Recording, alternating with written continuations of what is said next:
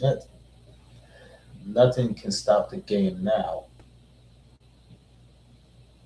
But he can battle anybody he wants, even if it's 50 Cent, even if it's Bangum Smurf, even if it's Domination, and even if it's YUKMOUTH.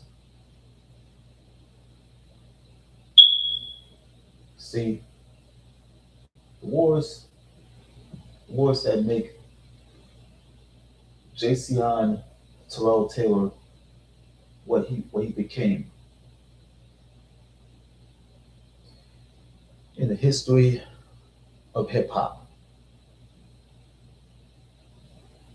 He is known especially as the game.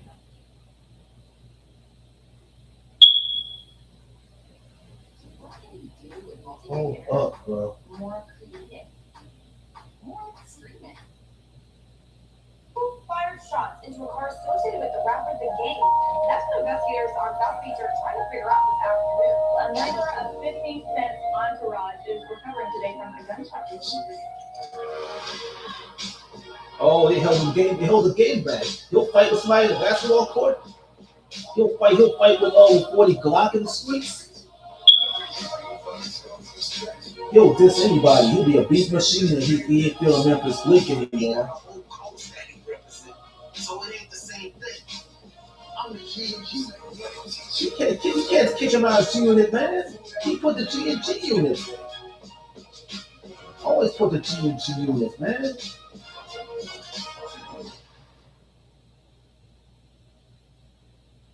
Before the game became one of hip hop's most controversial figures, he grew up in Compton trying to find a place in a city that had already produced some of rap's biggest legends. Born J.C. Taylor in 1979, Game grew up surrounded by gang culture, poverty, and violence. You know the riots was happening? Given the world NWA, Eazy-E, and Dr. Dre. But by late 1990s, the West Coast was no longer dominating hip hop the way it once had. At that point, music wasn't even Game's main focus, but that changed in 2001. Yeah. That night, October 1st, 2001, I was playing PlayStation 2, John Madden, and this is a game that, I can't lose in. Then I get a knock on the door. He sold to someone earlier that day. They came back, I don't know, after midnight, I guess. And I guess, the policy was not to be serving anybody at that hour. Shops closed down. But, I guess for whatever reason, he opened the door. Welly, those dudes about to rob your cousin. Behind him comes, 3 other guys. Welly, those dudes about to rob your cousin. Kicking the door, and I fly back. And, one of the guys runs in and starts to head towards the table where, I have, my product and my gun. And so I'm just worried about the gun. Yeah, I've heard different stories. They had the gun, or he had the gun, and they took it from him. I don't really know. They about to shoot your cousin, bro. But I do know he got killed. We had a struggle for it that, we ended up tussling on the ground, and I started to really, get the edge on him in the tussle and retrieve the gun from him. But he felt it coming, and so his finger was around the trigger of it. So he pulled the trigger, and then I got shot in the chest. Got up, I flew back, not knowing that I was shot, and I started running down the hallway to get my shotgun, my sawed-off from the back room, and he shot twice more, and I got shot in the ankle, and then I got shot in the stomach too. So I just closed my eyes, and I was like, I really told myself, literally told myself, I was like, damn. But most people in experiences like that would have broken them. Lying in a hospital bed, recovering from wounds that could have easily killed him, he was forced to look at his life differently. And from that point, Game carried himself like someone who had believed he had already beaten death. During his recovery, he immersed himself in music. He studied classic albums obsessively. The shooting gave him a mentality that would follow him throughout his career. Game often approached rap the same way he approached survival, as a war. You don't want no problems, so stop running around talking that because you're a fucking bitch, nigga. And that's straight out my mouth, nigga. I'm the motherfucking game, nigga. You got it right. Nigga, I'm on black, on pop, and anytime you want to find me, nigga. It's real hood going on, nigga. I got a hole in my heart, nigga. I ain't no motherfucker. Ass punk, nigga. I will break your motherfucking neck. Not long after his recovery, Game's growing buzz began attracting attention throughout Los Angeles. He was ready. Eventually, that buzz Game was ready, dude. his mentality made him the perfect fit for what was happening in hip hop at the time. He Dr. Dre. He Dr. Dre, man. Yeah, Compton Where cat. he was working at the time, working on Get Rich or Die Trying. And the upper guy, Dre from LA. In the studio by Mike Lynn, who at that time was Dre from Compton. He from LA. You know, I met Bust down and Busta Rhymes. R.I.P. Nate Dogg. And I was just starstruck, you know. And I played, you know, my demo for him, or what seemed like one song on my demo, and he stopped it in the first verse and said, I want to sign you. And when Dr. Dre Roll the blunt. he wasn't just handed a record deal, he was brought into a movement that was already at war with part of the industry. Look out. In the early 2000s, Was really 50 running. was becoming one of the most powerful movements in hip hop. 50 had gone from being blackballed by parts of the industry to becoming the biggest rapper in the world. 50 Cent. Diddy brought him out. Diddy brought him out, bro. And everything around them felt dominant. But before June, it became a global brand. There were people around 50 Cent who were part of the early story. One of those names was YUKMOUTH. That's 50's man right there. He later got beef with.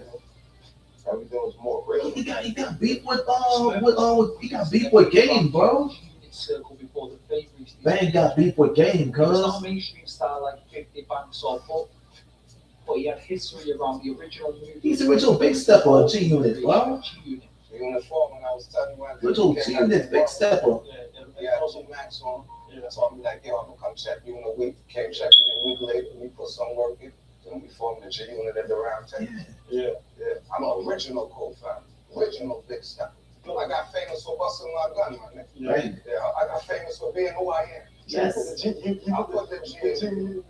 Yeah. Not long after, 50 and SMURF went to war with each other.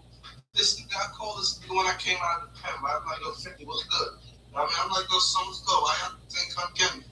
This nigga couldn't even tell me why. He just started beefing. Like, what? 50 now, this 50 multi-million-dollar character that everybody's thinking he's fame, taking his shirt off, thinking he's cute, is not loyal.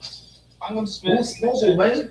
Oh, he got to fight at the Hot 97 show, man. The people get throwing chairs at 50. Oh, they throwing chairs at 50. Oh, security about to go grab the chair and they can throw it right back at him. Oh, security tried to throw him back. Real. And while that was happening in New York, another Let's party keep this was dude up. forming on the West Coast. They gonna beat him up. YUKMOUTH was already a respected name before the game became famous.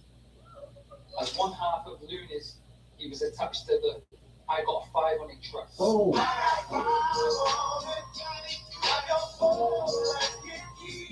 That track was one of the most recognizable records that ever come out of the Bay Area.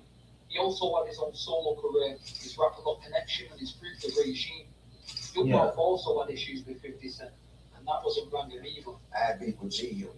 Right. 50 Cent. I didn't have beef with G-Unit. It was just 50 Cent, man.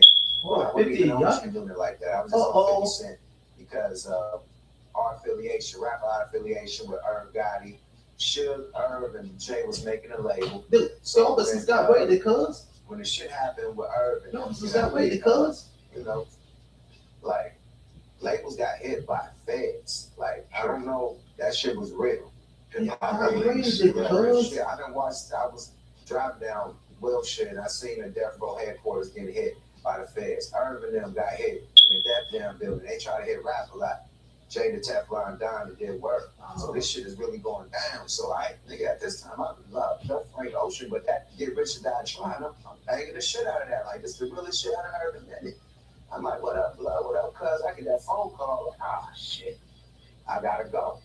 I gotta, you know what I mean? I gotta ride for my label. And I gotta ride for, you know what I mean, the motherfuckers that's putting food on my table. You know what I mean? Or trying to take food off. If you're trying to get those reparations hit by the feds and ATF and shit and all that, that's taking food off our table. So I had to ride for that. I never had no problem with 50 Cent personally. It was that. Our label getting hit by the feds and they try to take our labels down because of shit he was talking. I don't know what he was talking. But niggas got hit. Now it's serious. That wasn't no joke. From his point of view, 50 was going at people connected to his side, so YUKMOUTH responded as part of that wider camp. By 2004, YUKMOUTH started linking with Bang and SMURF, and one of those records from that period was He Ain't a Thought.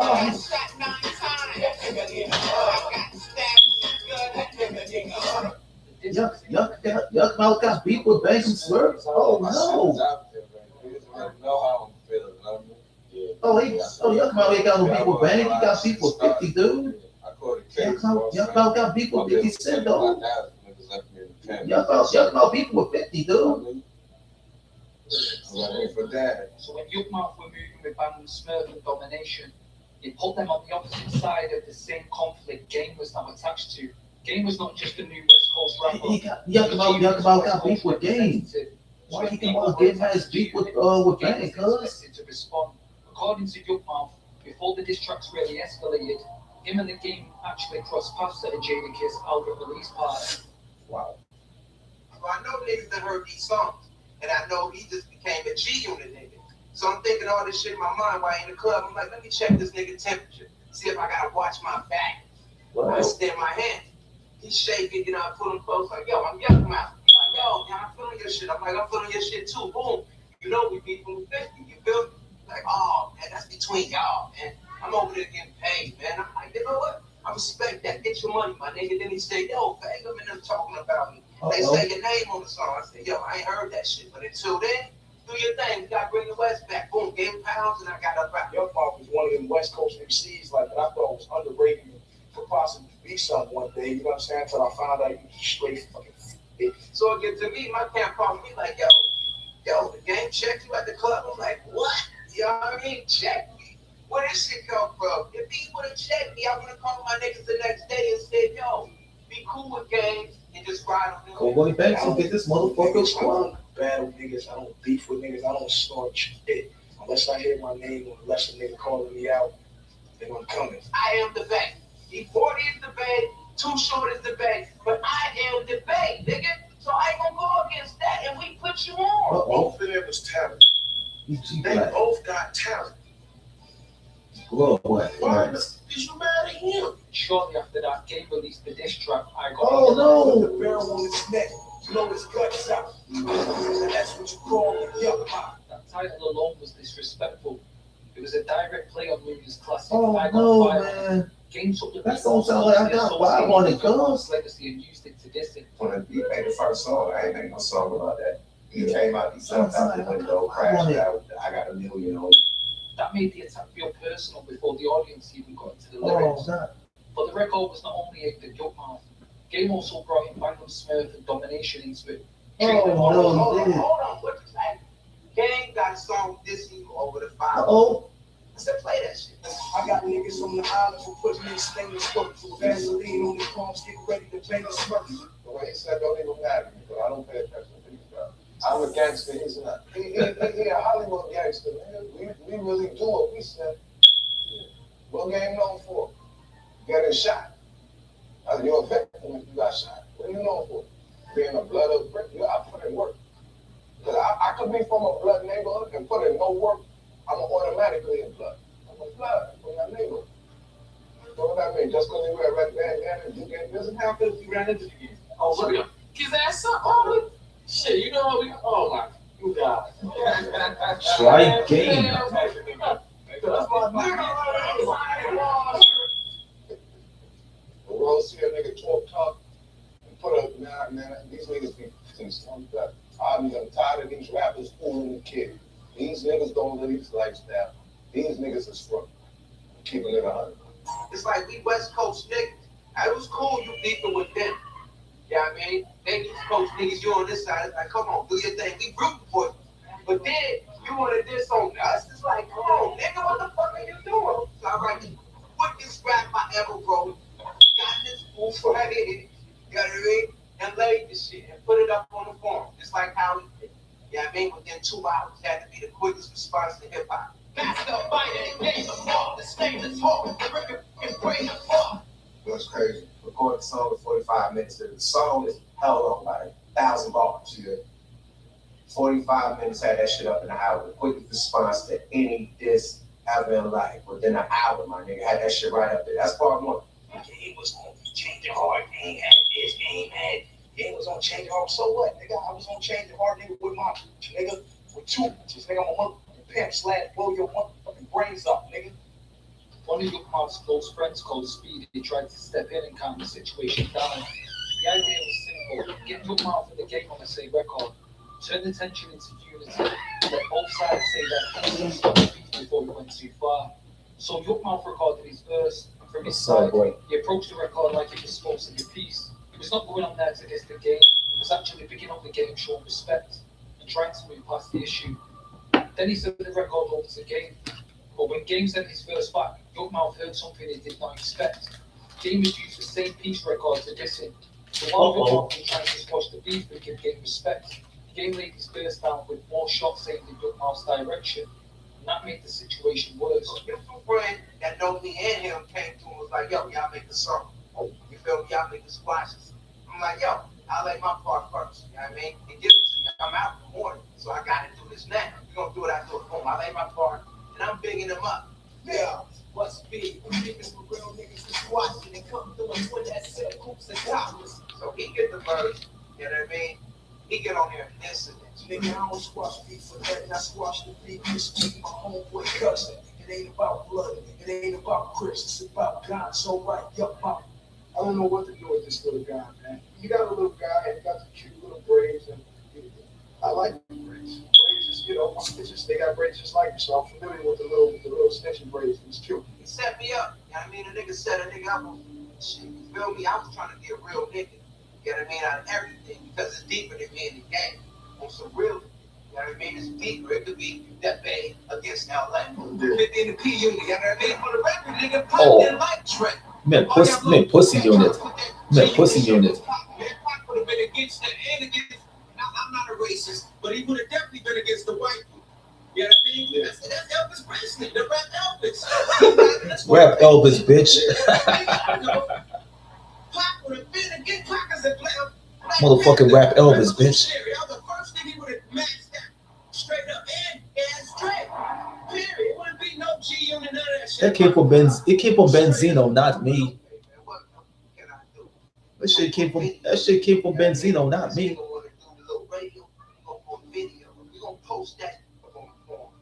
Niggas get real offended by the video. They mad? I got looking like a game. You know what I mean? With a pink band. Shit, they mad? Pink tight ass G unit shirt. Pink G unit tennis shoes. Yeah. Get chased through the hood, bangle, kidnap girl in trunks, all types of. Keep breathing. Keep breathing. During this period, Bandham SMURF's role in the beef changed because he went back to jail on gun charges. SMURF was already one of the loudest voices against 50 Cent. He had history with G. That motherfucker's right on my dick, man. He was connected to the same circle that YUKMOUTH So was in. man. Imagine how different the situation could have been if SMURF was free during the height of all the beef. Oh, can we have a short conversation now? YUKMOUTH and domination. Can we have a short conversation now? Face to face, the whole beef could have been even more. Oh, fucking well for me, man. Look. If he wasn't locked up while the game was still defending G-Unit, there's no telling. Oh, what's fucking well for me, man? Get off my dick. SMURF behind bars, domination became the voice on the outside. Your game, 7-gen domination. Oh, I got reloaded again. Shit. That was like previous Monday. Last Monday got reloaded. The guy that you said you would tie up is on the line. Oh no, not domination. He mad. He mad. He mad. He mad. He mad. Oh.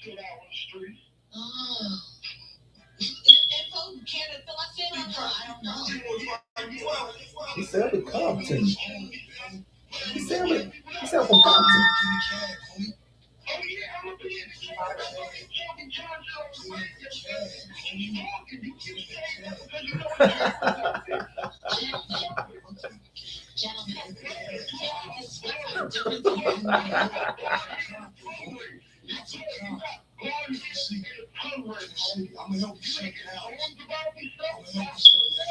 And he will too. And he will.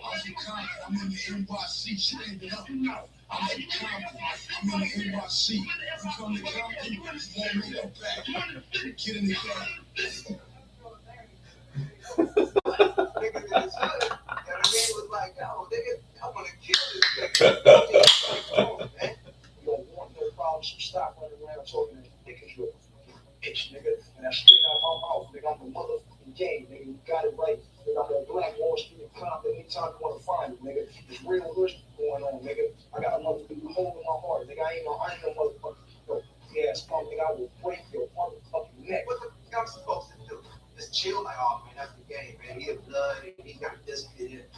to check him. I'm a boss motherfucker. You don't take your respect. Ask them how I work them nights. Pull a big concrete caddy all black. True story, nigga. Deeper than rap. All hold to the tag. CEO, nigga. I don't mean to brag. It's slap with the mask. Yeah. Lay your ass down there and run with your flag. Oh, he's special. Put them in the red tag. I just them too. I still remember my verse and I don't even lie. The way he said don't even matter because I don't pay attention to you guys. I'm a gangster, he's not. Now you talk greasy on the motherfucker. Pineapple soda, man. When I see you on the beat, Pineapple soda, man. A lot of y'all shit, yeah, I mean, it'd be like little hip hop It's an shit. addition leak points. That's hip hop shit. Yeah, I mean, it don't come to no street shit, but we playing in each other's backyard. You feel me? You on my sandbox, I'm on Well, I'm like game, he was running with Crips at the time. He was running with Joe B. Exactly. Yeah. Some Crip dudes from LA. You know what I mean? So right now I look at him funny. You a blood, but you got running with Crips. You know what I mean? He ain't having certified bloods around him at the time. You know his brother, Big Spades, 100 gave him the pass because Game was actually a Crip before he came blood because he used to live with his mom. And his mom was a Crip, so he used to be under that blue flag foundation. But then when he moved to Big Spades, you know, they had to drop that blue flag and do the blood thing. He ain't really put no work in the streets. I know, like, him and Big Spades are cool. Me and him was 100. So I know the real. You know what I mean? Everybody want to hate on the game, man. I came to this shit with love for everybody. You know what I'm saying? Everybody. From the motherfucking legends to nigga underground, Mr. Underground. Nigga, I got love for everybody. I don't know why niggas want to hate on me. I ain't done nothing. None of you niggas. Whatever they do, beefs is, man, I don't feel, man, they should be able to come to it and beat me. I'm going on wax. Come see me, man, the name. In the end, the game fell out with the Empire because once defended. The game started out attacking people for standing against G-Unit. But not long after, G-Unit? January 2005. What do you daddy boy? Documentary. 50 speeches on hits like How We Do. This is Hey, y'all love it. I'm that simply and I ain't going nowhere. However, 50 Cent later admitted he felt sidelined by the game's success, noting that Interscope's energy seemed to shift towards the game's West Coast was right when 50 was 100% G-Nuts. I mean, game just went at 50 with that shit. 50 felt the tail was wagging the dog as he went at 50 with that. Taking his spotlight before 50's album release. On February 26, 2005, the game appeared on Hot 97 Radio in New York and stated he had no issues with the rappers 50 Cent was beefing. I think Hot 97 talked to Funk Flex or something. And they actually, 50 man. They were like, 50 got beef with Jadakiss and Fat Joe and Nas. So the second time I came to New York, Jadakiss picked me up. You can't kick Game out the group, man. Kiss to me, you can't kick Game out. You cannot kick Game out of the group, man. Later on, I run into Nas coming out to Houston. This nigga Nas, and Nas was like, yo. He was like, yo, you next, son. Fast forward, I'm on Hot 97, Funk Flex asking me where am I in the beef? But number one, I don't even know these niggas got beef. Number two, Jada just picked me up yesterday. But I look like flashing on him. But I just saw Nas at Houston, and Joe is my man. I didn't know 50. Me and 50 never, we never talked about his beefs and who we didn't like him. He never gave us the G-Unit handbook and said, fuck these niggas. Because then I would have had a real conversation like, yo, Fifth, what about Jada just pick me up? What he would have said, fuck them niggas. I would have said, fuck them, but I would have fell back from him that this is the team I'm riding with. At the time, those eyes were targets of 50's upcoming diss track, Piggyback. Oh, he wear Joe. 50 wear Joe. Not him. 50 just wear Joe. Why? Why wear Joe? 50 just wear Joe, cuz. That the group was beefing with Nas and Fat Joe and Jadakiss, so I wasn't privy to it. So I was like, yeah, that don't really got nothing to do with me. And to be perfectly honest, me and 50, we were in a group, but I wasn't in it for that long, and we weren't friends. They just put me in a group, and I appreciated the alley-oop, but we weren't homies. So a lot of people get it misconstrued. They think that, like, it was Dr. Dre's idea, bro. It was Dr. Dre's idea. What I did was stay loyal to, you know, my the people that like I listened to coming up. Do you think Game has a problem with the relationship that you have with the rest of the team? Oh, the beef. I think he has a problem with my Oh no, the beef. 50 Cent versus the Game. You know how The sometimes beef. they're in a situation where anything could spark something to happen. And it was there, it been there. It's Jadakiss album party. He was on the album party too. I guess the spark was when Game said he didn't have no problem with Nas or them other guys. That was that spark that I guess that 50 felt was the last straw, and it was time to execute. I felt like 50 Cent was disrespectful in radio. Everybody that I would have differences with at this point is cool with him. While Game was overseas, he was hearing things that 50 was saying, and then the Vibe magazine came out. I ain't been out in the country of all things that's been said and what's going on these radio stations, but I guarantee you when I find out, man, I'll make my decision on, what's my next move. G-Unit is here, 50's here, and Game can be anywhere in between that and probably even bigger than that. And you can't suppress that. You can't suppress that with just G. No, I wanted to be on Drake's level, on Eminem's level. I wanted to be respected as that. I don't think 50 respected me in that aspect. I think he wanted me to be a G-Unit soldier, which I'm not. On that 50 sounding mad, claimed he saved Game's career and that he was earning more money from the documentary. He kicked him out of G-Unit. What do you want him to might as well go making songs with Nas since he's gone. He kicked him out of G-Unit. What do you want him to do? I'm kicked out the group. Well, guess what? You don't fucking kick me out of the group. Oh, I'm the G&G. Yeah, he got a whole coast that he represents. So it ain't the same thing. These ain't no guys out of your neighborhood in Queens. This is a guy who has a whole coast that didn't have anything for 10 years. I don't even know how this whole beef came about with me and him because we're all under the same roof. But he started it, and I was ready to finish it. Well, a member of 50 Cent's entourage is recovering today from a gunshot wound. The 24-year-old Los Angeles man was reportedly shot in the leg last night while in the lobby of a Manhattan radio station. We were in New York. We didn't have cars. We just hopped out of cabs, and we went up there trying to, diffuse something and talk to a guy that didn't want to talk. He remained upstairs in the radio station and sent security down. Police say a group was exiting the building. They were leaving, and they they're started gone, to bro. argue, and someone pulled a gun. They hit Kevin. He was not injured during the incident. Victim is in stable condition. No arrests have been made. They hit Kevin. They hit Kevin, cuz. 30 hit black Kevin. guys outside, and they start shooting at the ground. Some shots skidded up off the ground and hit my man in his leg a couple times. I will say, they like to say the 50 Cent, shot one of Game's, cohorts. They hit the dude. They hit the nigga Kevin, cuz. Back door on the radio station, and the security, armed security, which were more than likely NYPD, came out and were, they felt they were scared, so they pulled out guns. And dude got to shooting at the ground, skidded up, hit Kevin. He was bleeding in the snow, and I feel embarrassed by what happened. And I felt like I let all my guys down and leaving them in that, in that situation where we had to retreat because we were out. My whole thing to Game was, if we do this, if you do this, we fuck hip hop up. And it's hard for me to say that because I come from the streets too. And for me to look at Game and say, dude, shot your friend, but don't do anything. When we come from a culture of, you shoot me, I shoot you back. You kill one of my friends, I kill two of your friends. You kill three of my friends. That's how we understand the resolution of beef. And that's why I have to commend Game, because we talked them out of going that route. Following the violent incident at events, all five Cops feel more, bro. Executives and community leaders to resolve the conflict. In an unexpected move, just a week later, they held a press conference in Harlem on the anniversary of Biggie's death to publicly call the truth. Oh, it's a library. They're at the library, cuz.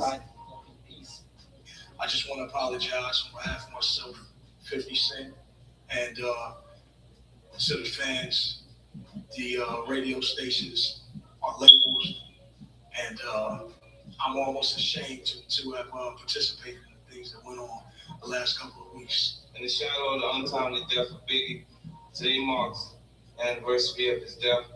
We're here today to show people can rise above even the most difficult circumstances, and together we can put negativity behind us. I feel like this is an opportunity for people to see us make peace. Do you know that PetSmart has auto ship? Well, now you do. Smart deals, low Wait a prices. minute, man. Wait a minute. You ain't done with this shit yet. You ain't done with this shit yet, motherfucker. People on Depop really watch your stuff. You ain't done with this shit yet, nigga. Quit fucking up on my video timing. I'm getting hit from legal. Why? There's so many smart influencers that came in mind. Nope. Make peace. Enough guys to say, you know what? I got a choice. I can do what I've been doing when something like this happens, or I can not mess up a game that is getting us paid. And it ain't only for the money. We're talking about a whole generation that if a retaliation would have happened, especially if it was a casualty, that would have been like how Pac and Biggie was, the whole game would have been crushed. We making a statement that is a lot louder than the sound of just two voices, and we showing that you can control your destiny, not only your destiny but your future. I feel like that I'm out of a situation where I was muffled.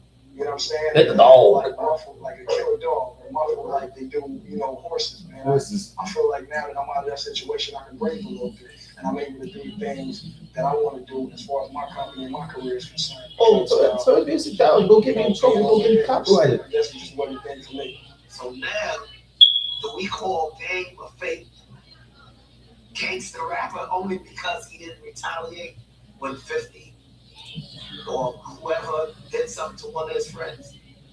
Or do we commend him for being a man, to standing up and saying, you know what, this is bigger than me, for understanding the history of hip hop, and saying, you know what, I'm not going to take that route.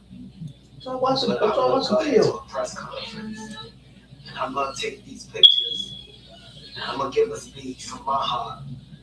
Does that make him less of a gangster rapper? You know what I'm saying? And that's how I respond. Do we encourage the bull crap and then criticize it later? Or do we encourage, hey, and commend and say, yo, you did the right thing by doing what you did? Because it was really your game's end. It could have went either way. Trust me, it could have been terrible. Spider-Man 2005 Peace Summit, the Bad Blood series surfaced. It did. A couple of months, Year 150 was trotting the gaming magazines and interviews, and it was clear the feud was far from over. Can't have my tongue for the longest, man. You know what I'm saying? I try to just bury everything, and hopefully, East Coast concert, bro. You know what I'm saying? But they kept handing me out. You know what I'm saying? Every chance they get, yeah, yo, on the radio talking shit on me trash. You know what I'm saying? Garbage, y'all. 50 in magazines just shitting on me every chance they get. Smoking a blunt, too. On radio station in New York saying they put me together like Mr. Potato Head. Shit, I thought it was funny too. But of course it's not funny when the legs go out, you know what I'm saying? So now it's like it's full fledged. You know what I'm saying? I thought that the peace conference or the peace whatever we held with at the Harlem Boys Choir, the little, with them at that spot in New York. I thought after that, 50 would have learned something, took something away from that, and realized that, he got family and kids and a whole business to run and separate. No, turn the music down. He's going to get me copyrighted. I just kind of, stay quiet for a while. Video get copyrighted. It's true, man. The summer jam, man. I had enough, man. You know what I'm saying? I was in New York, and me, I ain't never really run away from no bullshit. So I just aired them out.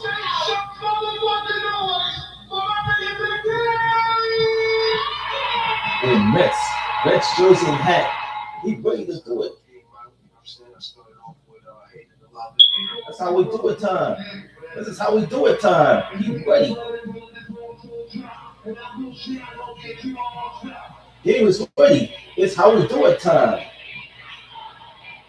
And after that one out, it was how we do time. Yes. And all the boys are wearing G-Unit t-shirts and they putting it on. G-Unit. Fire the guns. Throw it in. Throw it in. Not campaign, openly mocking 50 Cent's G-Unit brand. Yeah, that song's about 50, man. I mean, was that like man said you tied up and that happens? Or I mean, This is courtesy of Tim Westwood. Listen. Hurricane. Okay. I'm game. I'm doing my parts. Hurricane alter ego. Yeah. You know, he doesn't like 50 too much, man. So what happens? He says mean stuff, man. Like, Yeah. 50 can suck my, you know. And then he says, "What basements?" Then Young Bucket.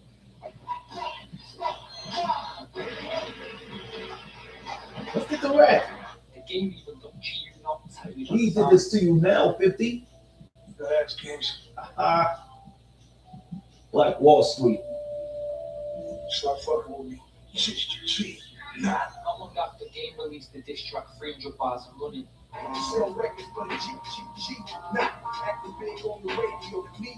Yes. He made freestyle tagging 50 Cent and the entire G-Unit camp. At the end of the day, man. At the end of the day, man, he gonna end up fucked up, man, because you can't do people like that, man. Not in this life, man. Not in 2005, man. Niggas is too hood, man. No matter how many fans you got out there with you and how many, you know what I'm saying, They ain't police safe. you got around you. They man. ain't safe. We ain't safe on American soil, man. I ain't safe. You ain't safe. You ain't safe. 50 for damn sure ain't safe. He's in New York, knows. Music. G-Unit affiliates filed their own tracks on mixtapes, like 300 Shots, responding to the game 300 Bars. The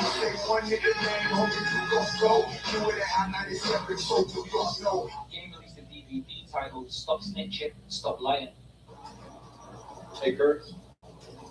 What's up? Look, tell me what you know. You won't have to do any time. I've already done told us. All I need is to hear you say it on tape.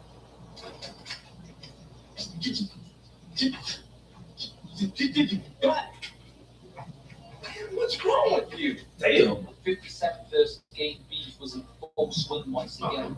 When I went to do anything like violent, or I set my mind to a beef, or I was in it wholeheartedly, and I already know that death could be the outcome, but I did not kill him. I'm from Compton, and that's just how it was. For the next several years, the two artists continued to take shots at each other, both in songs and in the press. The whole world of your snitching.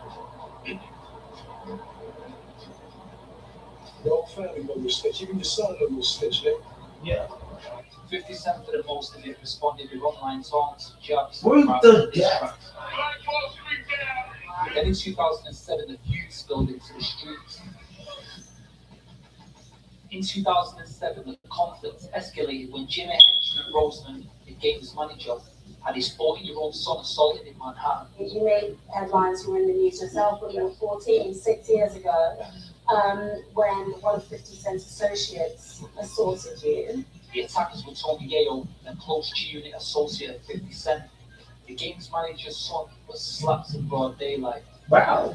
Jimmy Henchman became obsessed with revenge. At the end of the day, when the kid got slapped, right? It's all fair war. You already know what's gonna go. In the aftermath, a spree of violence came to his side. He allegedly ordered the shooting at the homes of people close to his unit, including spraying bullets at Tony Yale's house, while Yale's sister and child were inside. You know, if anybody got kids, I understand how the niggas got hit. But at the end of the day, my shit got shot up. So I don't want to get into too much of that, but at the end of the day, if you slap somebody's kids, I expect them to go all the way. Henchman's desire for payback focused on loading Matt Fletcher, the guy who was with Yale during the slap incident. Fletcher finished serving his prison term for the assault in September 2009. Just 2 weeks later, after his release, he was ambushed and murdered in the Bronx. He ended up going to jail, and then he was killed once he got out. Your dad was actually indicted this summer for his murder along with Jimmy's kid denied it. Do you feel that your dad had something to do with this? To my knowledge, no. Jimmy Henchman was convicted for that murder in 2014 after multiple trials. He received life in prison plus 30 years for the murder of Lodi Mack. If you slap my son, I'm coming to see you. Point blank period. And I can't speak for Jimmy or his actions or anything that he did or said he did or didn't do. It's not me. But I know that I have a son, and it gets real serious when we get to talking about my kids. It's out the window. It's about life. And I would trade my life 10 times over so that they can breathe for another, I don't know, 24 hours if it was my choice. So if you slap my son, you might meet your maker. That's just me. During the 2009 period, the game seemed to soften. He publicly stated he wants to apologize to 50 as a man. Bigger man, and you know, okay, you can take it and say games apologize. You can take it and say, oh, games is something you apologize for. It's not that. I'm apologizing for me, to him, to Dre, to Jimmy Iovine, to Eminem, to our fans, because if you think about what Interscope was when we were young, and we were there was no immediate reply from 50, and that apology was so people. Is so disrespectful. This that November. Come on, gang, you'll never be my equal. Your homies shoot dogs, my niggas shoot people. Back and forth nature of the feud continued into 2010. The feud became a war of words and distance for years, and by 2015, a full decade had passed since their split. Always leave it to the split. Always leave it to the split, man. I'm about to cut them down. What? Absolutely not. In August 1st, 2016, both men happened to be at the Ace of Diamonds strip club in Los Angeles and ended up in the same VIP area. And me and Gang went over there, and I stood behind Vicky, and Monster stood behind Gang. And they talked, man, for like 10, 12 minutes, laughing, joking. It was cool. I don't know what the hell they was talking about, because we couldn't, they kind of in each other's ear. Yeah, the music was going on, and it was cool. The 2 times that I ran in the 50s since we had beef back in the Cuban days it was all peace at the end of the day. We had amicable conversation because that was our relationship when we was face to face. You know what I'm saying? It only gets misconstrued when we can't see each other, and I get it. So that's why on his Instagram page or mine, niggas can say what they want to say, but that if you get in my face, you don't have to show up as like Curtis, and I'm going to have to show up as JCI, because at one point or another we were friends, and we made great. By 2016, the beef was finally over, not because anyone won, but because both men survived. What's next? In the mid-2000s, 2 rappers from opposite coasts found themselves locked in an unlikely conflict. One was the gay Compton lyricist who had exploded onto the scene with a documentary, a protege of Dr. Dre, a former member of G-Unit, and a rapper who built much of his reputation on confrontation. I'm a G&G. You only say 50 for damn sure. They guns. The whole world know you're snitching. Your whole family know you're snitching. Even your son know you're snitching. The Brooklyn-born artist whose deep voice and street narratives had once made him one of the most anticipated stars in hip-hop. The former Bad Boy signee whose career was derailed by prison. Jamal's son Barrow is an answer to a trivia question. As the man who once Diddy's man is Sean, cuz. That's Diddy's man right there. Hip-hop muggle. Diddy stand alongside his mama. His 22-year-old protege. His mama's a freak, bro. Little reason to clash. They came from different cities, different camps, different eras. But in 2005, one interview would ignite a feud that exposed deep people with Sean? hip-hop itself. A battle over legacy, and over who had the right to claim the title of the new voice of New York. When you look at Shine had already lived one of the most dramatic stories in hip-hop. Born Jamal Barrow in Belize, he moved to Brooklyn as a teenager and quickly gained attention for his unmistakable voice. Sean is Diddy's. Sean is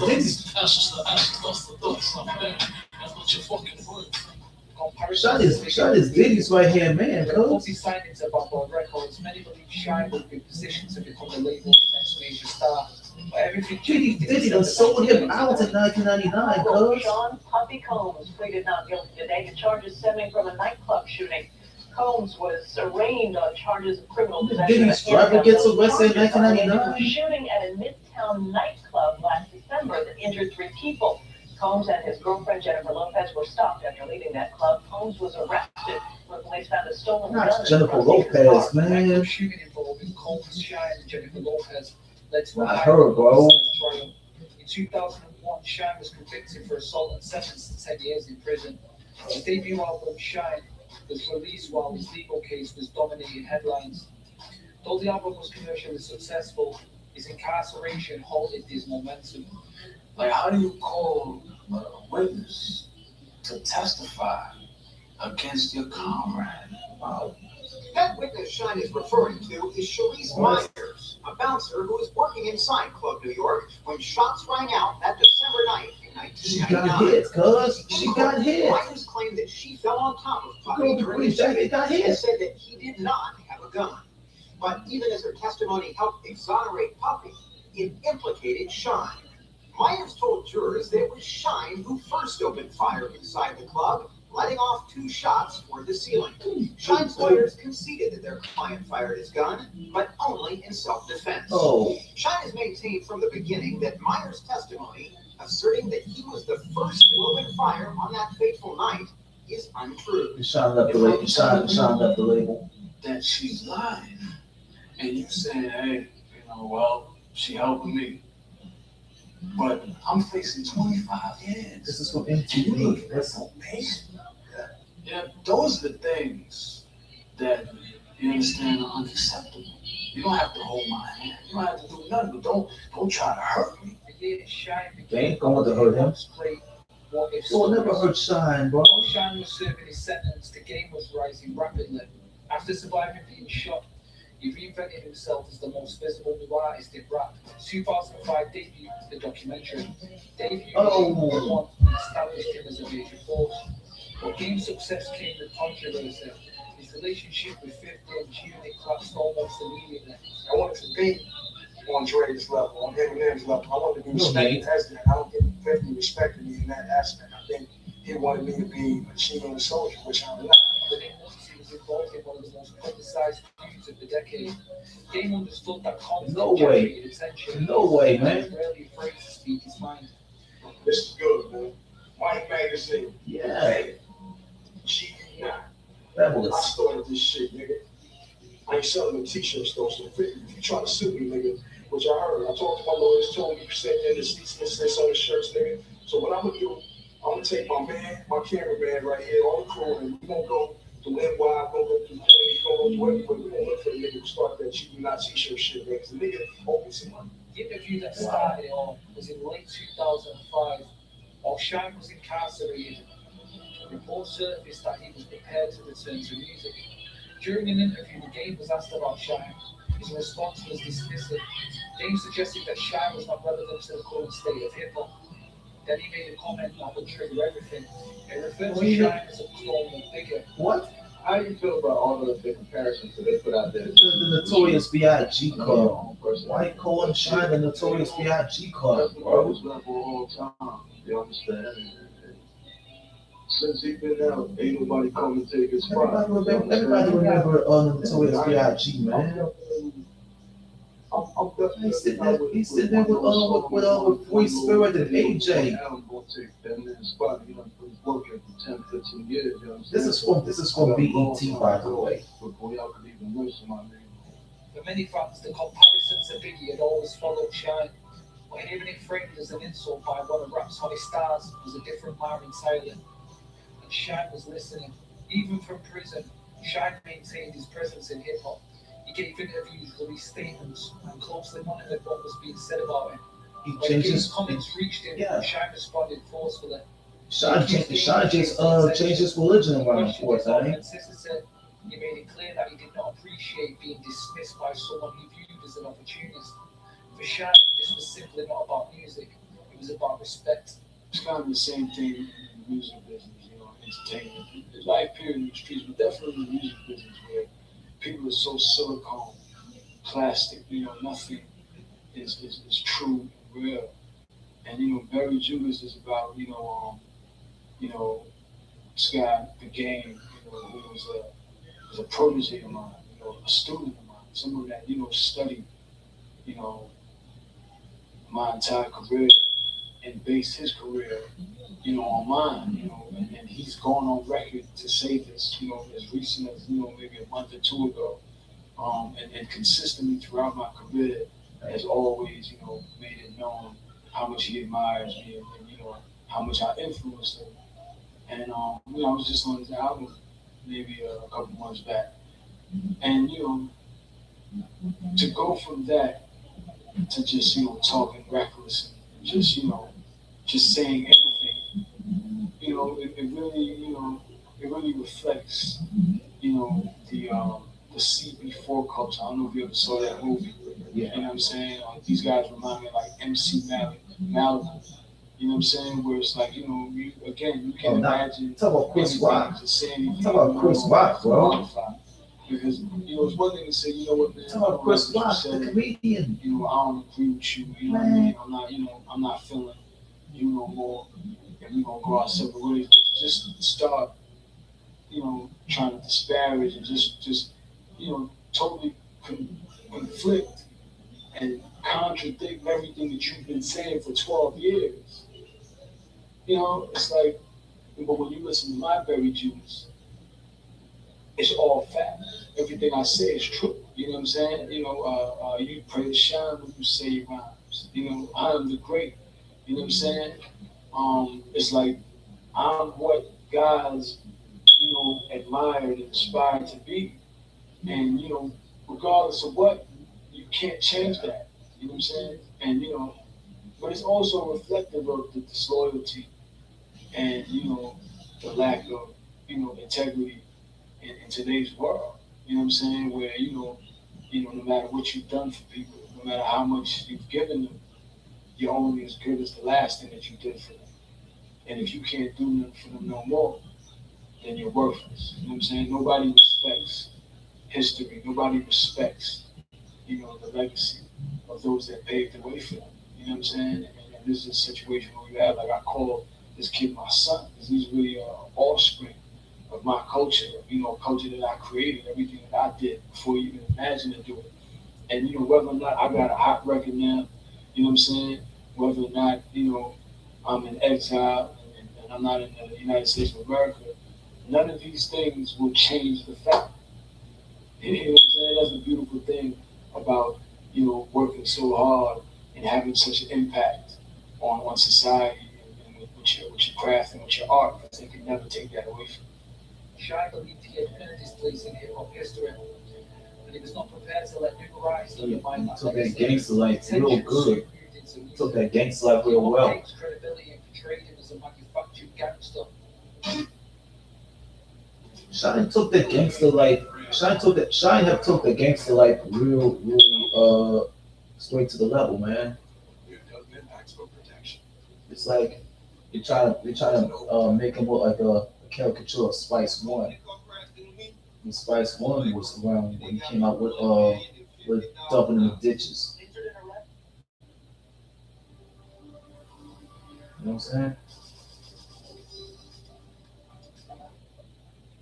Family like you was me, deported from the country, now your memory got fuzzy. I'm surprised he responded. Nigga believes all into his feelings, cause he did 10 years for shooting at the ceiling, then he gave you a million, little nigga should've chilled. Cute curly sideburns talking about his rib. All quickly escalated into interviews, magazine features, and online debates. Fans argued who's the most authentic. What's up with the white boy in the pants that not saying what him do? The conflict represented a broader cultural tension. Shine symbolized unfinished potential, a rap that many believed had been robbed of his prime. Game represented hip-hop's new reality, commercially dominant, media savvy, and willing to challenge anyone. The feud also touched on regional identity. Shine was rooted in Brooklyn's gritty tradition. Game, despite being from Los Angeles, often inserted himself into East Coast conversations and comparisons. Beef eventually faded, unlike many rap feuds. This one never turned into a sustained war. It's rare and done, bro. More physical allegations, no years-long campaign of diss records. A few factors contributed to his decline. Shine was about to get released from prison, focused on rebuilding his life and his career. Game had other beats going on that took his attention, and both artists were entering new chapters. By 2009, Shine was released from prison and later deported to Belize. His priority shifted towards family, faith, and eventually politics. The United Democratic Party has always been the pro-poor party. You know, we've always subscribed to human development and social aid and education. Education is so important. Education should be free. You know, we're spending tens of millions of dollars on infrastructure, building roads and highways, and I don't say that we don't need that, but we need human infrastructure. So every time I go to the House of Representatives, I'm always fighting, for relief, for social relief. I'm fighting for education. It shouldn't be about education assistance. Education needs to be free. Yes. If we don't do anything, we need to make education free, because if people get educated, they'll be better human beings, they'll be better able to take care of themselves. We want to see, a Belize where people aren't getting elected to serve themselves, but again to aid in the development of the nation. It can't be about a person's self-interest to enrich themselves. It has to be to enrich our society. So we're taking the steps to reform our party as we speak to ensure, that our leaders understand, what the end game is, and the end game is human development. Game continued releasing his albums. Shine's transformation is one of hip-hop's most unexpected turns. Shine reinvented himself. He became a politician in Belize and eventually rose to national prominence. The former rapper who was associated with Bad Boy Records and prison headlines became a respected public figure. His story evolved far beyond music. The Game remained a fixture in hip-hop. Over the years, he feuded with everyone from 50 Cent, Meek Mill to Eminem. The clash with Shine became just one chapter in a long history of rivalries. The Game beef with Shine was never one of the biggest beefs in hip-hop, but it was fascinating because of what it represented. A rising star challenging a fallen one, the debate over originality versus influence. A reminder that in hip-hop, reputation matters just as much as record sales. For Shine, the feud was about defending his legacy. The Game was probably another opportunity to prove he failed no one. Today, both men have moved far beyond conflict. One became a statesman, the other remains one of rap's most outspoken voices. And the beef that once sparked the headlines now stands as a snapshot of a volatile era in hip-hop history. And ever when a single comment could ignite a war, and when respect was worth fighting for. Would you like that?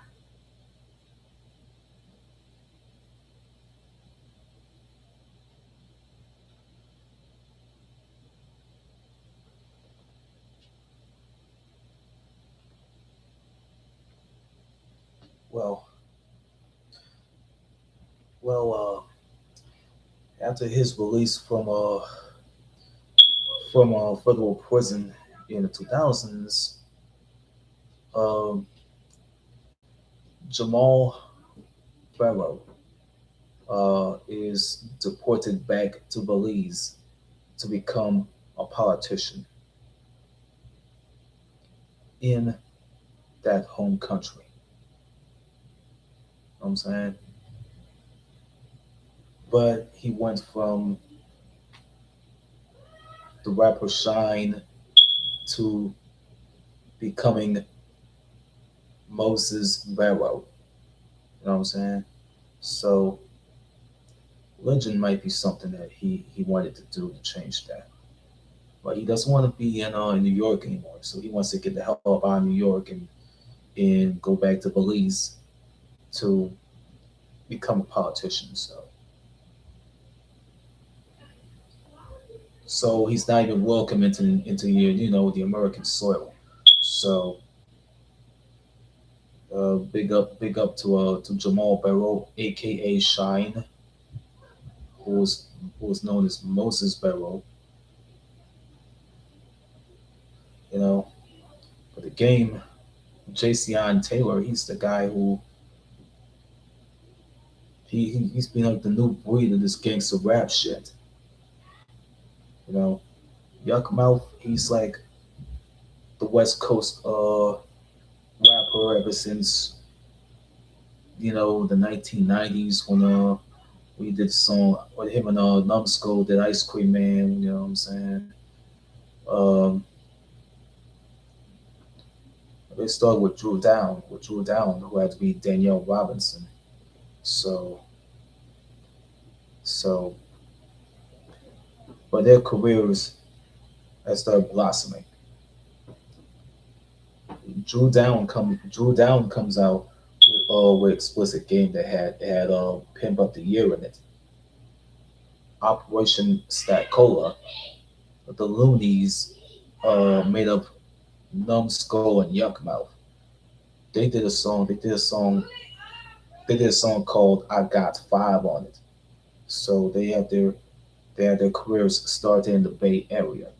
E40 had his start. E40, who had to be Earl Stevens, he he made he had his start, along with his brothers, Donnell Stevens, who had to be D Shot, um, Tanina Stevens, who had to be Sugar T, uh, Be Legit, he's another Bay Area rap legend who have came in the game too.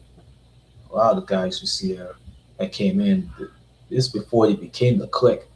They were known as the most valuable players in, I think it was around 1987, 1988 when they came around. So WC, uh, he got into the rap game, in the West Coast, around 1988, 1989, with he started with Low Profile. It was a rap group that he was with. Then then he started with a bunch of albums. He started a bunch of albums that was with Low Profile and the Mad Circle and everything else like that. And then he went solo.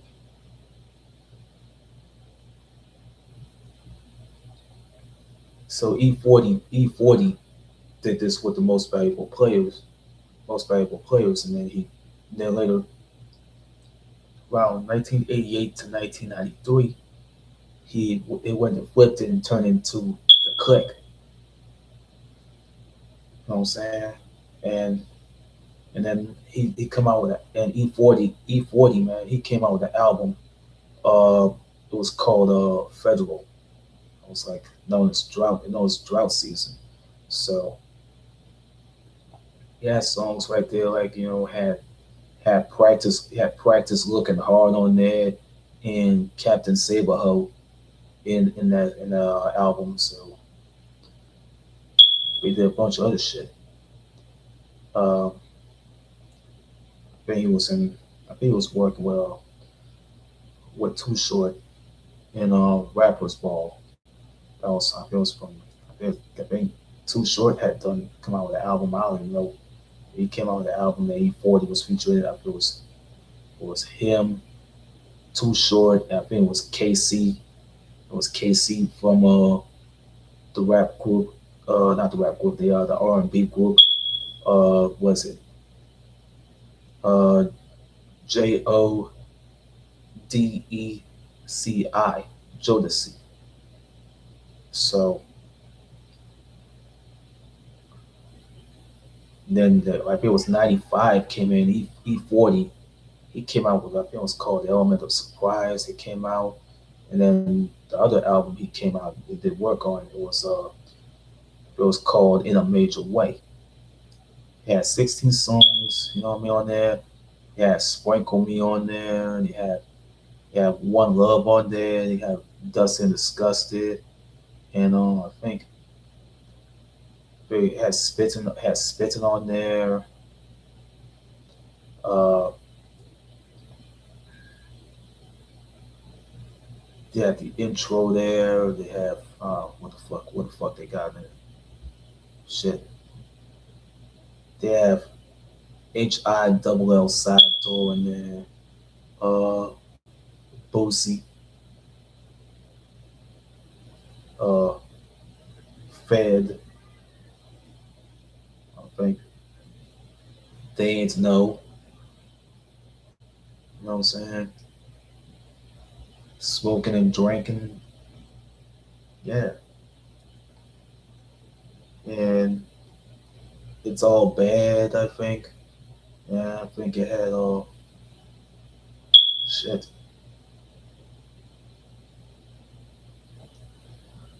And the other one there is called it had the outro. But he came out with a bunch of other albums, you know, and all of a sudden he got featured on the soundtrack for Obstacles.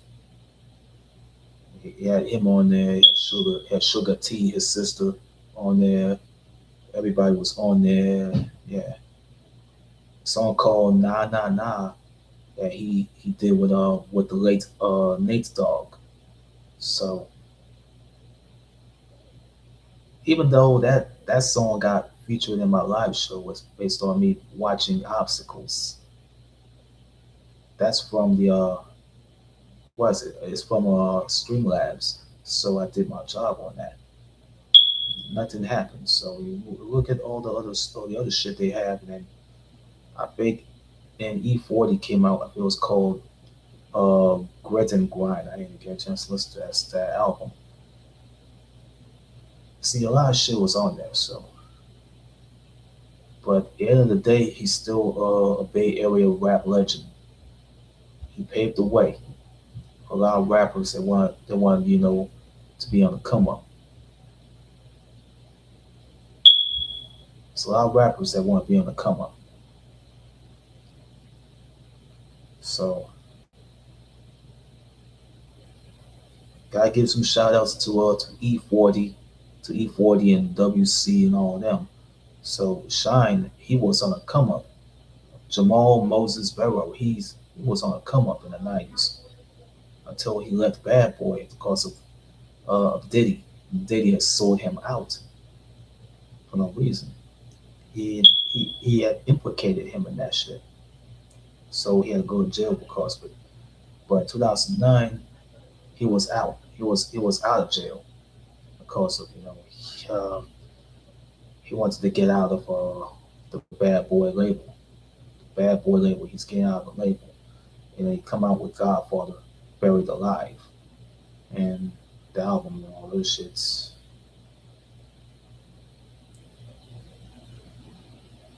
That was the part that Shine, who had to be Jamal Moses Barrow, is not going to be doing rap music anymore. He wants to get into politics now in Belize. He got into the political game over there. I give a big ups to him. But the game, he was known for being in the rap game. This is after he got hit in 2001, even though he was at his own house in California playing video games. He got two or three dudes. They busted up into his house. You know what I'm saying? They tried to rob him for his gun and his weed. So, but him being shot critically, but he survived it. But that saved his life a little bit. So he got into the rapping. And I think it was 2003, 2004. He come out with some albums. There was The Untold Story. This is long before he got to, into this shit. The underground rap shit he did because of Bay Area legends like E40 and Too Short and all these other guys. Todd Shaw. So he's like he likes to be a Mac and a pimp and a player. So he loves the women. Drew down, he loves to be a Mac and a pimp. You know what I'm saying? Even though long before you see him on the lockup, uh, Alameda County Jail episode from one of those seasons, you get to see him being featured on it alongside Ezekiel and Gabriel Taylor. You see, when the show ended, after they're done filming, Ezekiel Taylor was released from the Alameda County Prison. And then all of a sudden, a fellow inmate that was best friends with Gabriel Taylor had Ezekiel Taylor killed. As soon as Ezekiel Taylor comes out of the Alameda County jail facility, I guess the beef is over working at the same job. So Gabriel's friend was locked up for ordering a hit on Ezekiel. So on top of that, Drew down, he's sitting there in the jail. But this was aired in 2013, courtesy of not CNBC, MSNBC. You got him sitting there, doing the beatboxing, doing the freestyle and shit. Got him doing his little rhymes. And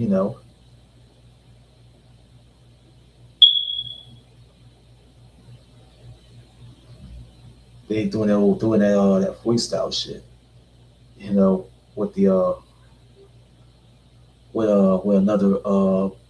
with another inmate in Alameda County Jail. So you get to see why he was doing freestyle, because but after he did his time in jail, he was released. So he got released as soon as the camera stopped rolling. He goes back to his girlfriend who he had let down, his white girlfriend, one who had visited him in Alameda County visiting room. But after they stopped filming, he goes home to his white girlfriend. Same white girlfriend that visited him while he was locked up. But he later got out. He's probably gonna get his chips back. Get his papers on. So big up to Drew Down. We hope you're watching this, man. Hope you get your chips, man. Hope you get your chips and get your papers back, so you can do what you do best.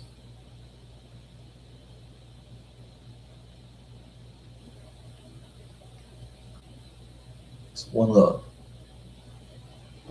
I'm gonna finish this video.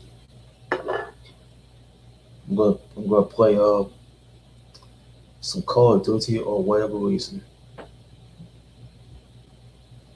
It's like the video because you go out the room, make a difference anyway. If you don't want to, it's your choice. If you don't feel like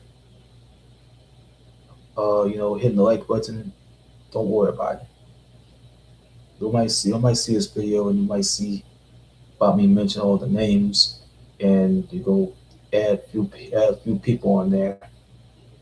You can add one or two if you want, or you don't have no time to add a lot of them.